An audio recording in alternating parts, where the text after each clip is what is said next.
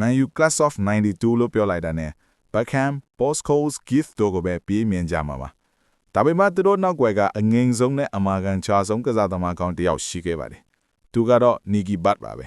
။ကွင်းလယ်မှာလိုအပ်နေတဲ့ချမ်းတန်းတဲ့ကစားဟန်ကိုသူကပေးခဲ့ပါတယ်။ကွင်းလယ်မှာဘောလုံးလူဖို့ပဲဖြစ်ဖြစ်ပြန်နေဘက်ရဲ့ထိုးဖောက်မှုကိုရပ်တန့်ဖို့ပဲဖြစ်ဖြစ် Nicky Butt ကအမြဲတမ်းအစင်တင်ရှိနေခဲ့သူပါ။ Man U ရဲ့ကြီးကျယ်ခမ်းနားတဲ့အောင်မြင်မှုတွေရဲ့အတိကအုံမြင့်တစ်ခုက